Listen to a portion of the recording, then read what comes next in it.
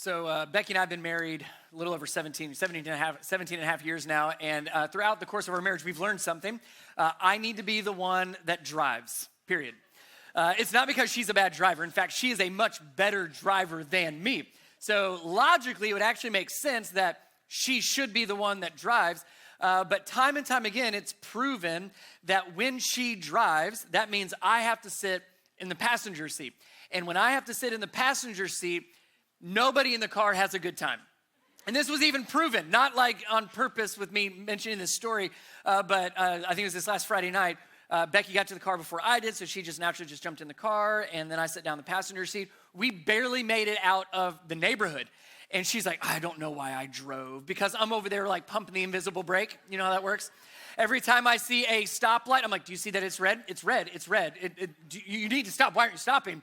Every time I see brake lights, it's, we need to slow down. You're speeding up. Why are we slowing down? And then like me starting to try to brake as best as I can. So we've just learned it's better if I drive, because then I stay in control.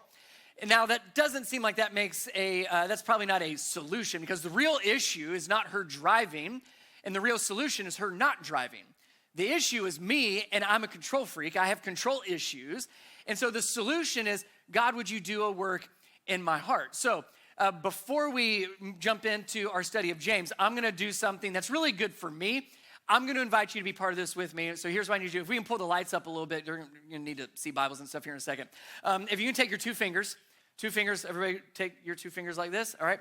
Find the side of your neck. Find a pulse. If you don't have a pulse, raise your hand. We'll send somebody over to you. All right, you feel that?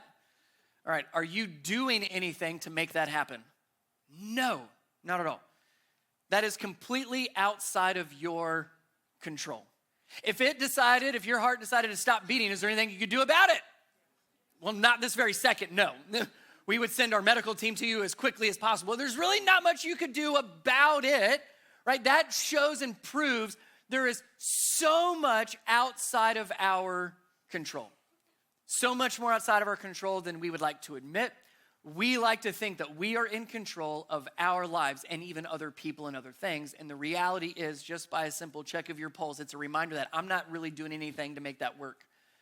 And if it stopped working, that is outside of my control. And it points to there is a God that is in control of the entire universe. And it's not you. And it's not me. So throughout James's letter to the early church and these Christians that are being persecuted and spread throughout, he's reminding us of two parts. That the first part is most important, that we place our faith in Jesus, not in ourselves. We place our faith in Jesus, and because we've placed our faith in Jesus, we now live out our faith. Place your faith in Jesus, then live out your faith. And James has been writing, here's all these practical ways to live out your faith. And we've seen that through wisdom. We've seen that through how we navigate through temptations and trials and difficulties, how we live out our faith in regards to relationships and other people, through conflicts in the church, through living wise lives outside of this church building, through the words that we say. And today we'll see in remembering we live out our faith, and our faith is in Jesus, because we do not have control over our lives as much as we think. So if you have a Bible, James chapter 4, we started chapter 4 last week. We're going to finish chapter 4 and then go into chapter 5 today. If you don't have a Bible, we've got Bibles out in the lobby. Our gift to you, want to make sure that you've got a Bible you can read, mark up, and bring with you every week and throughout the week. James chapter 4, verse 13, follow along with me if you would. Here's what he says. Look here, pay attention. You who say, today or tomorrow we are going to a certain town and we will stay there a year. We will do business there and make a profit. So two things real quick. One is that look here phrase. He's going to say that twice. He's going to say, pay attention. Hey, listen up. I've got something important to tell you. He's going to say that here. It's going to give a warning. Then he's going to do it again in chapter 5, and it's going to be another warning. So two warnings. Both times James starts it with, look here, pay attention, listen up. So this first warning, notice the type of person he is describing, or the type of person he is speaking to. It's anybody that is going to go to a certain place at a certain time for a specific length of time to do something specific for an intended purpose and to get something in return. That's all of us, right? He says, today or tomorrow, you're going to go to a certain town, stay there for a year, a certain amount of time. You're going to do something, you're going to do business there so that you get something in return. This is what we do on a macro level with our future. It's what we do on a micro level every single day. You've already done that. Today, I'm gonna go to church, and then I'm gonna do this, and then afterwards, we're gonna go do this so that we get this in return. Whether you think about your personal life, your family life, your work and business life, whether you're thinking of life within the community, within family, like we all do this. At this time, I'm gonna go to this place for this amount of time to do this thing so I get this in return. We do that all the time. We call this making plans. We plan. We plan what we're gonna do, when we're gonna do it, why we're gonna do it, and what we hope to get in return. We make plans. Now, there's nothing wrong with making plans. In fact, Scripture, specifically even in Proverbs, speaks to the wisdom of making plans.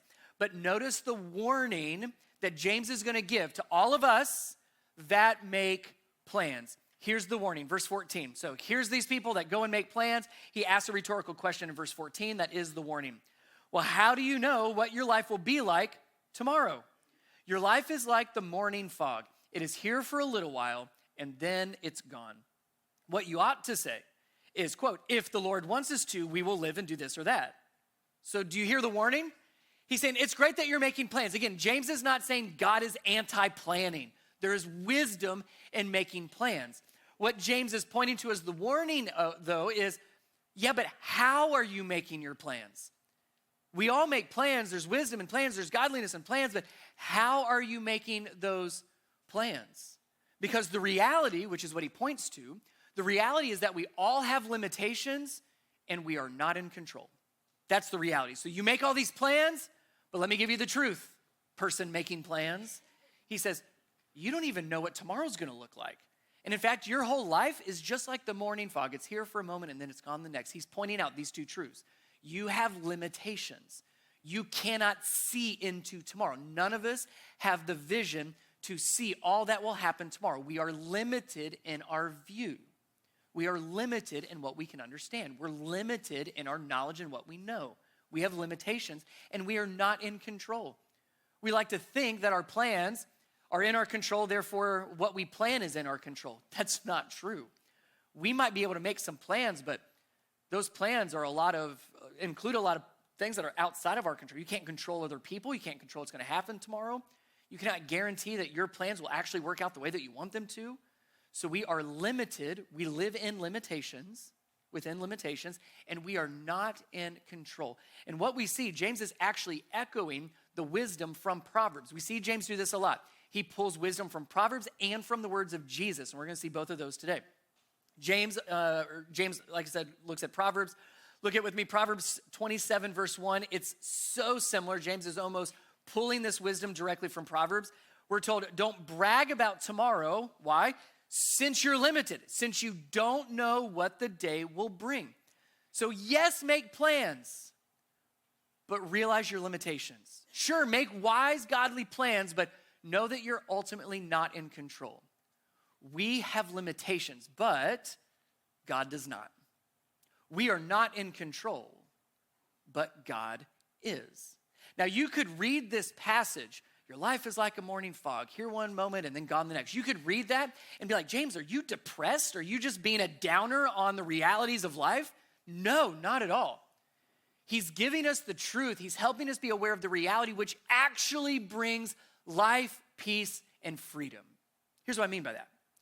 When we recognize that there is a God of the universe that is in control of the entire universe and is limitless, and it's not us, that actually gives us a sense of relief that it's not on our shoulders. Not only is there a God of the universe that is limitless and is in control, but we know him. He loves us and we have a loving relationship with him. We actually experience more freedom and peace living a life within the limits we were created to live within. It's when we start pushing against those limits, trying to take matters into our own hands, trying to have control in matters that we don't have control over. That's where we find ourselves stressed, worried, and frustrated, and overwhelmed. When we try to live beyond our limits and take matters into our hands that had no business being in our hands to begin with. Now, keep in mind, what James is saying here, we have to read this in context. So last week when we started going through all of chapter 4, the whole point of the early part to mid part of chapter 4 was all about humility. humbling ourselves before God. This is an extension of that. What we learned last week, that we are to humble ourselves before God. Humility says, God is God and I'm not, but I need him. I am not God, but I need him. That's the posture. That's what humility says. And so here, James is tying in humility to how we plan.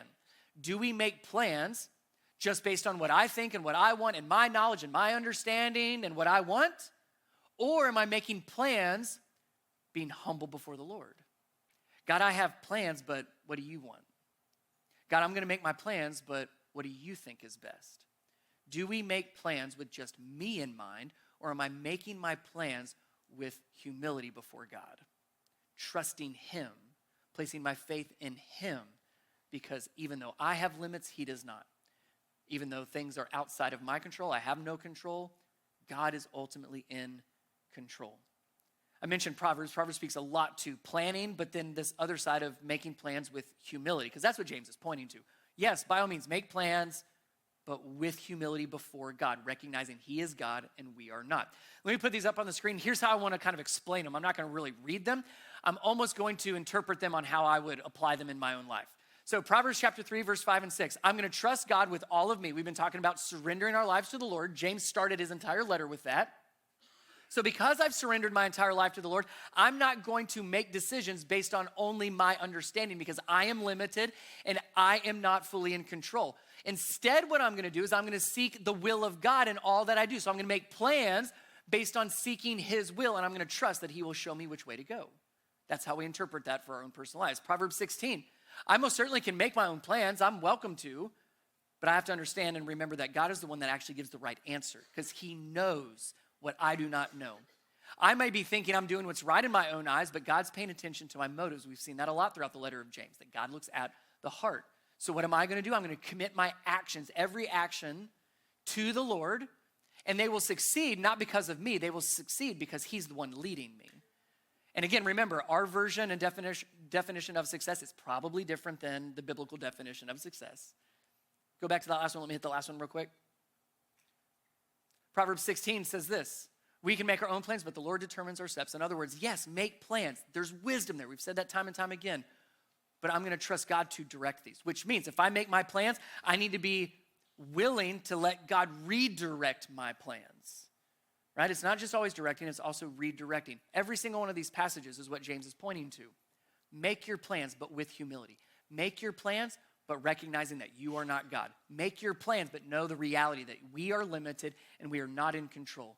God is not limited, and he most certainly is in control. And that changes how we make our plans. If we don't do that, if we say, no, I'm going to make this all about me, I'm going to plan this, I'm going to do this because I want this. If we make it about us, then here's the next part of the warning. Here's what happens if we don't make plans with humility and God in mind. Verse 16.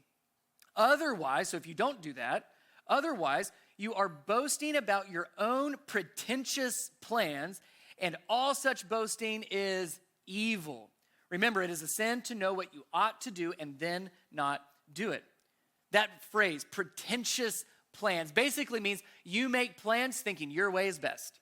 Even the idea of pretentious kind of means arrogance. It's, I am giving an inflated view, trying to impress others that I know what's best and I have more knowledge and understanding. I'm more skillful. I have more control than I really do. It's an inflated sense of ability. We might call that arrogance. What's interesting is what we saw earlier in chapter 4 last week and what we see here. James is going to connect the two. Last week we saw James give a warning to those with ambition. Remember, ambition is this strong driving force that moves you to succeed and achieve at all costs. No matter what, you are going to win, even if it means hurting other people. That was last week about ambition. Now he brings up a danger and a warning regarding arrogance that says, I have an ability, an inflated ability, and so I'm going to trust myself more than anything or anyone else at all costs, right? He says there's a problem with both of these, ambition and arrogance. What's the commonality with ambition and arrogance? The self. Self-reliance, self-centeredness, self-dependence. Ambition says, I will get this no matter what.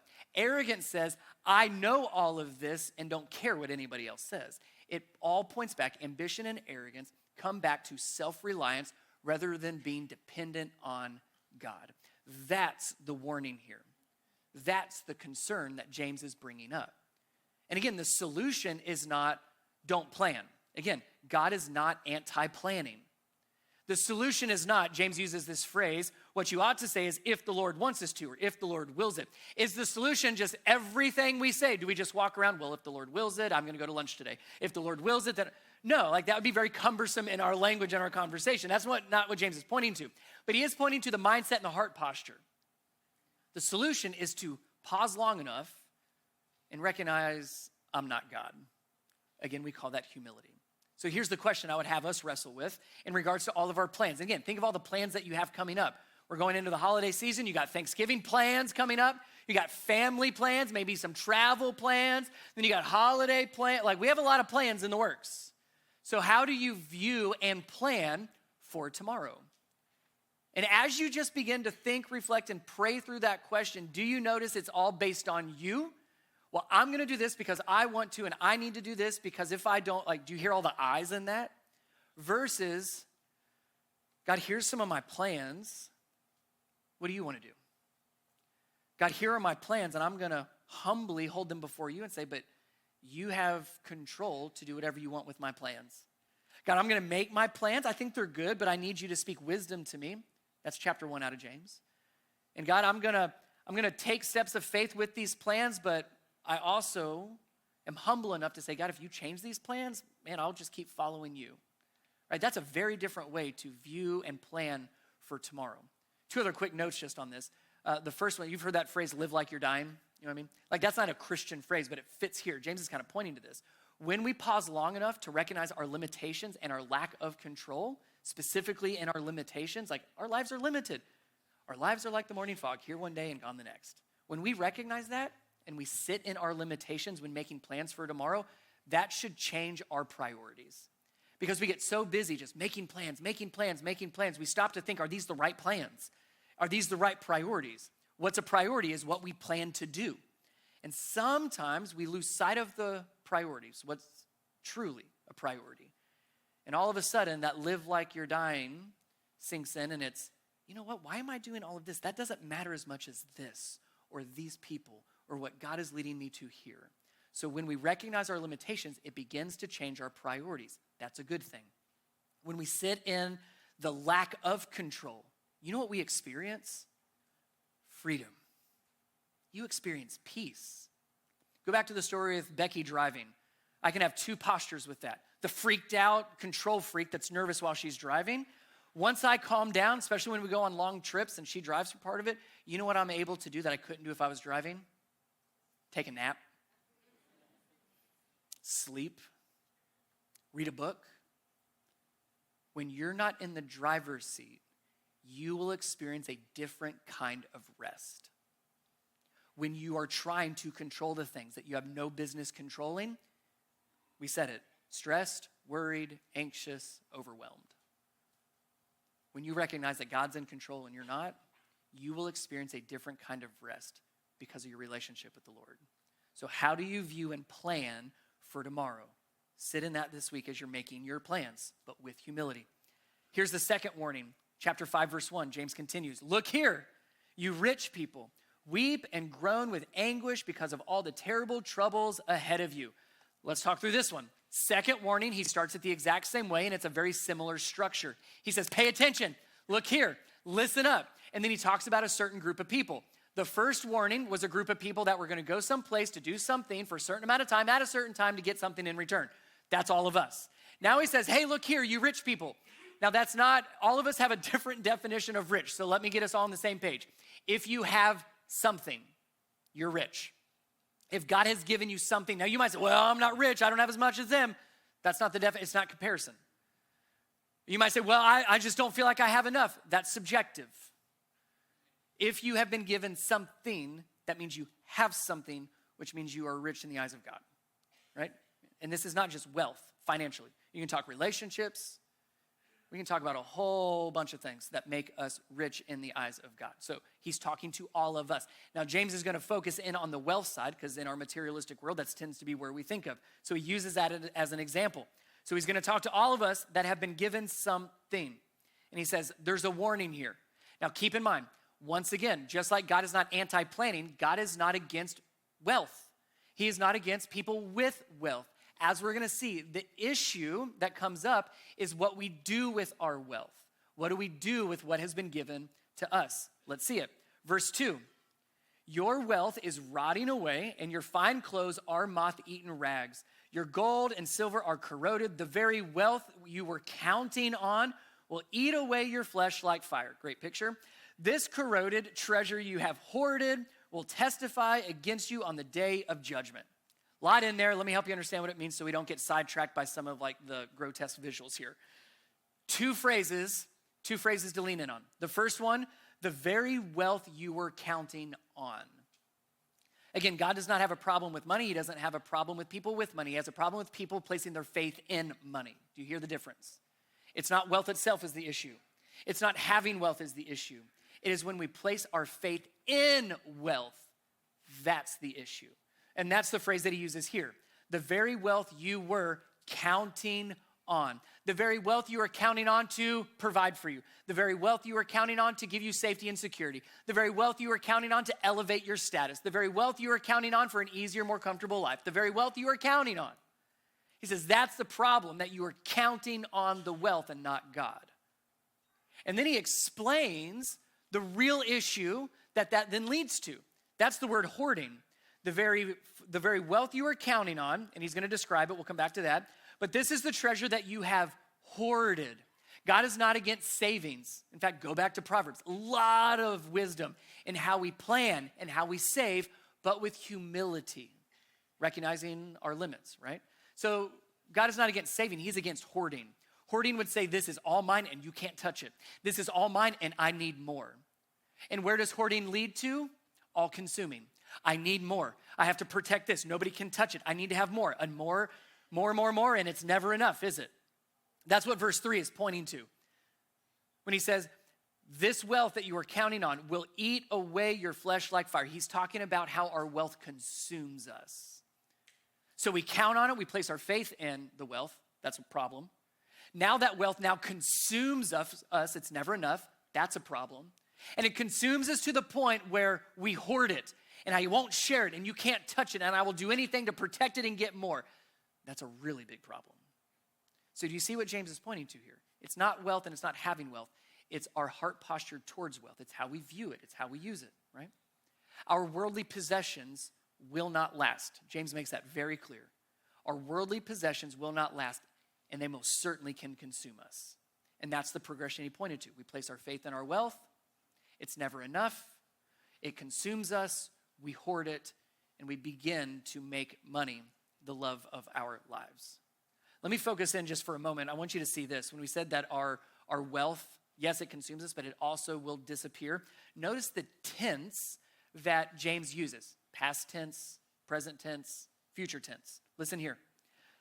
The very wealth you were counting on, or right before that, your wealth is rotting away, and your fine clothes are moth-eaten rags. Your gold and silver are corroded. He's not talking about something that might happen in the future, is he? He's saying, no, this is happening right now. In fact, it's already happened. It is happening. Your wealth is rotting away as we speak. The fine clothes are already, past tense, moth-eaten rags. The gold and silver that you've been hoarding and counting on is already corroded. So he's saying it's not gonna happen. It is and has happened. Therefore, we place our faith in Jesus, not in anything, not in anyone or anything else. We place our faith in him and only in him. That's his point. That's the warning. If you have something, we are all at risk. We are all tempted to place our faith in what we have, which then leads to this all-consuming mindset of it's not enough, which then leads to us hoarding, and then that becomes a heart problem. Jesus speaks of this as well. In fact, James almost used word for word Jesus' language here. Matthew chapter 6, this is what Jesus said in what we'd call the Sermon on the Mount. He said, don't store up There's the hoarding. That's hoarding language, so that it's all consuming. Don't store up treasures here on earth where moths eat them and rust destroys them, and where thieves break in and steal. Store your treasures in heaven, where moths and rust cannot destroy and thieves do not break in and steal. He sums it all up. Jesus explains, wherever your treasure is, there the desires of your heart will also be. Go down to verse 24. Jesus continues, no one can serve two masters, for you will hate one and love the other. You will be devoted to one and despise the other. You cannot serve God and be enslaved to money. This all points back to the heart. Ultimately, it's not about money, and it's not about riches, and it's not about what you have or don't have. James is pointing to it. Jesus says it plainly. It's about our heart. What's in our heart? It's about our heart posture. Our heart posture then points to what we value. What do we value? What does God value? Because the real problem is when we value something different than what God values. When we love something that is not what God is leading us to love. And Jesus says, and you can't love both money and God. If you're going to have a love for money, then you will notice the love you have for God and others becomes less and less. We cannot serve both. That's been a big theme throughout James. This divided loyalty, this divided heart. But it is a heart problem. It is not a money problem. It always comes back to the heart. James explains this a little bit further and kind of paints a picture. He says, so here's the progression. He kind of sums up this money section. Verse 4, for listen, hear the cries of the field workers whom you have cheated, keyword, out of their pay, the cries of those who harvest your fields and have reached the ears of the Lord of heaven's armies. In other words, God cares about how we treat others and how we mistreat others. Verse 5, you've spent your years on earth in luxury, satisfying your every desire. You have fattened yourselves for the day of slaughter. You have condemned and killed innocent people who do not resist you. So he uses this image of a farmer that has a plot of land that has all these workers working for him, and he seems to be productive, seems to work well. He becomes very profitable. But notice the progression. James uses this to explain and visualize the progression of what he's talking about here. So it starts out with, things are going well, but then what happens? It becomes not enough. I'm placing my faith in my wealth, which then leads me to be all-consuming. It's never enough, so now I'm hoarding. And then James uses this illustration to say, and here's what that does to other people. He uses the words cheats and kills. We cheat other people so we can get more. We kill others so that we can get more.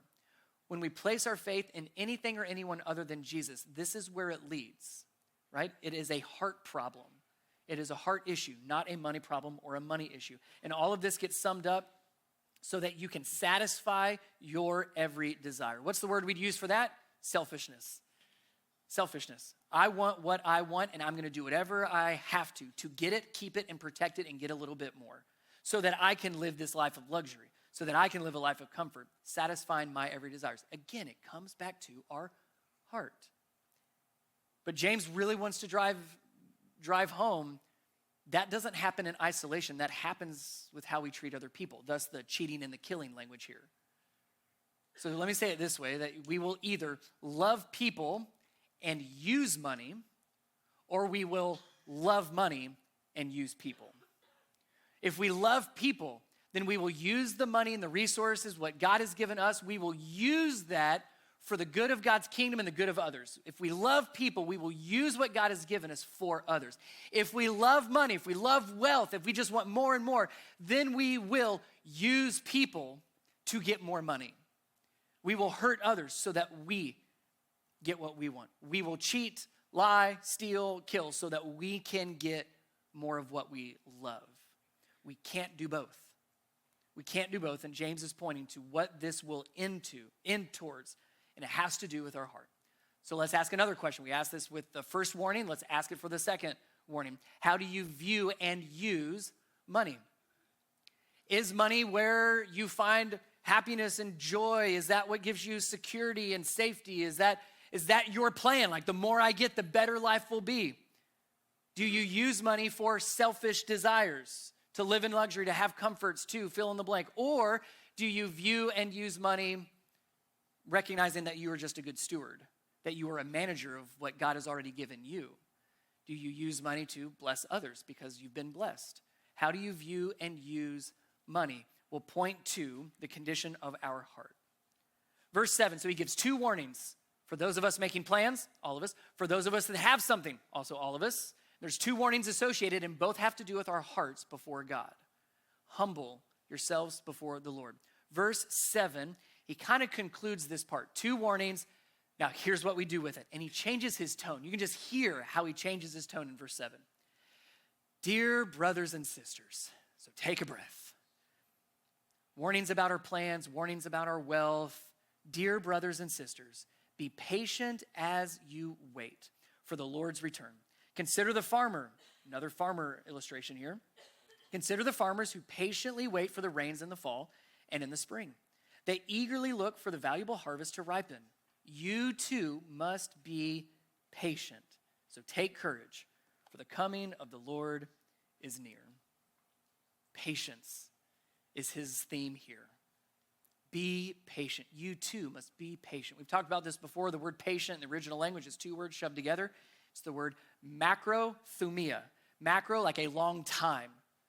Thumia has to do with heat or suffering. So a long time in the heat. A long time suffering. You put those words together, patience literally means long suffering. So he says, you will long suffer.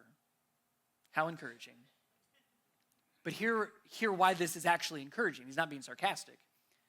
As you long suffer, remember, you are limited, but God is not. You are not in control, but God is. And that God blesses you and takes care of you. And he uses this analogy, this metaphor of a farmer to give context. Notice how he's talked about farmers twice now. He talks about this greedy farmer that cheated and killed to live in luxury and to get more and more and more and more. Then he gives another picture of a farmer that is literally the opposite of this, a farmer that waits patiently for the Lord to provide. So let me just kind of pull apart the second farmer story metaphor just for a moment.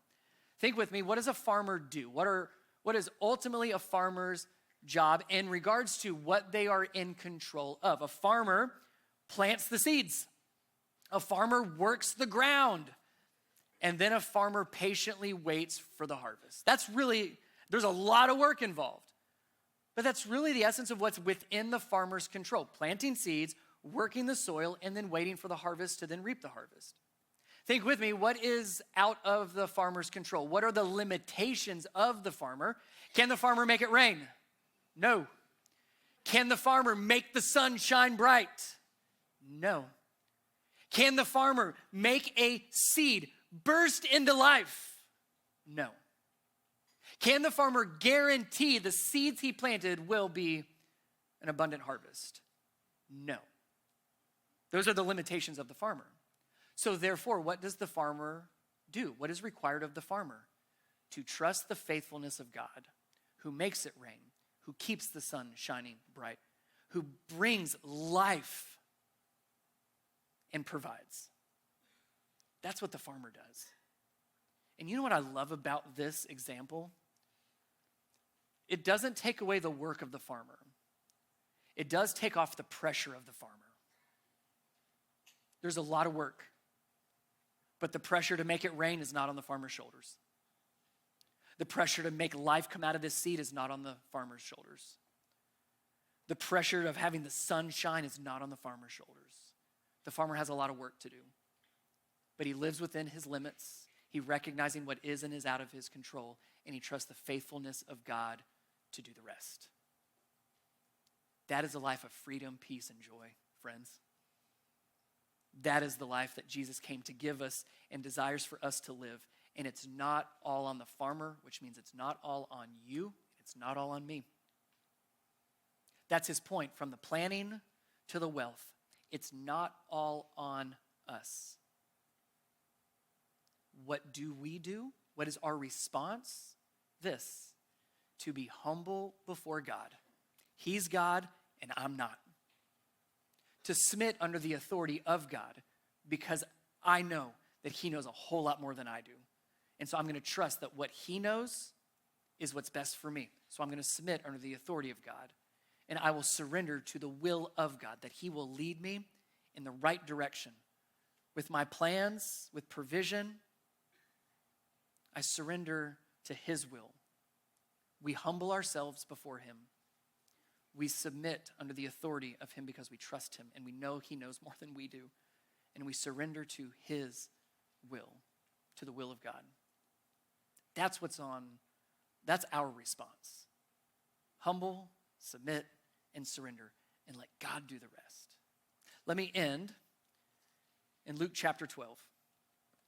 Luke chapter 12, Jesus is going to give a parable also about a farmer. You can see where James gets his farmer language and farmer metaphors from Jesus.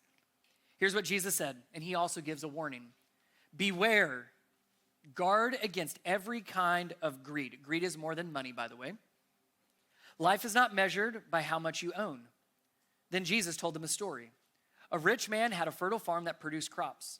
He said to himself, what should I do? Man, what a great question for us to ask. God, I've got all these things I could do. What should I do? God, I've got what you've given me. What should I do with them? What a great question to ask. How we answer points to our heart. So what should I do? He asked. I don't have room for all my crops. Then he said, I know. Notice the eyes. I know. I'll tear down my barns and build bigger ones. Then I'll have more room enough to store all my wheat and other goods. Then I'll sit back and say to myself, my friend, you have enough stored up for years. Now take it easy. Eat, drink, and be merry. But God said to him, you fool, you will die this very night. That's outside of your control. Then who will get everything you worked for? Yes, a person is a fool to store up earthly wealth, but not have a rich relationship with God. What does Jesus make this about? It's not about the plans and it's not about the money. What does he make this about? Our relationship with him. He says, you can make all these plans, you can have all this money, you can store all this up, but if you don't have a rich relationship with God, you're missing the whole point. And here's what's beautiful. When we have a rich, loving relationship with Jesus, then we make plans out of that relationship. We make plans and we say things like, God, here's my plans, but man, I'm going to trust you. God, here's what I think I should do, but what do you think? It's because of that rich relationship with the Lord that we now make plans very differently. We prioritize differently. We find freedom differently because we are limited and he's not. We are not in control and he most certainly is. It's out of our rich relationship with him. In regards to our wealth, what we've been given, what we are managers and stewards of, what we do with that, how we view that, how we use what he's given us, comes out of a rich relationship with him. God, you've given me all of this so that I can then help others. You've blessed me so that I can be a blessing. You have been generous to me, so I will be generous. And that's not a have to. That's because of the relationship I have with him. It all comes down to a rich and loving relationship with Jesus. Because if God is a good and loving Father, and if he is truly in control, and if he truly knows all things, and if he has no limits, then you know what? I can trust him. If God is a good and loving Father, and if he knows what's best for me, then I can trust him. And I don't just trust him, I trust him with my life. I give him my life. That's surrender. That's placing your faith in Jesus. Because he is good and loving. And because he does know all, and he knows what's best for us. So therefore, we trust him. And when we trust him, do you know what you will find? Peace and freedom. We've said this before. This is the position that we think of with humility. We humble ourselves before the Lord. We make plans with humility. We have wealth with humility, always open-handed. And when we are open-handed before the Lord, the God of the universe who knows you and loves you, we receive peace and freedom from him. Not fear and control, not worries and stresses. Keep reading through what Jesus teaches here in chapter 12. You'll see, therefore, don't worry, because he's in control, not you. He is God, and I am not. We trust the work of God through his one and only Son, Jesus. We will never do enough. We can never do enough. The Christian life is not work harder, try better, do better, keep working. The Christian life is trusting the work of God through his one and only Son, Jesus, on the cross. That his work is sufficient. What he did on the cross is sufficient for us. And he gives us grace, and we receive new life. And that new life is a life of peace and freedom. So may we humble ourselves before the Lord in all of our plans and all that we've been given, and receive a life of freedom and peace as we trust in him, not in other things, and most certainly not in ourselves. Let's pray. Jesus, we come before you and we thank you for your work, for your love, for your grace. Things we could not do, things we could never do. Thank you for taking that burden off of us. Thank you for doing what we could never do. So as we make plans and as we recognize what you have given us, may we first humble ourselves before you. May we submit under your authority and trust you. And may we surrender to your will as we follow you each and every day throughout the course of our lives. Teach us to trust you and follow you. And thank you for giving us not a life of fear, not a life of worry, not a life of being overwhelmed and stressed, but you have given us a life of peace and freedom, and may we walk in that life as we trust in you. In Jesus' name, amen.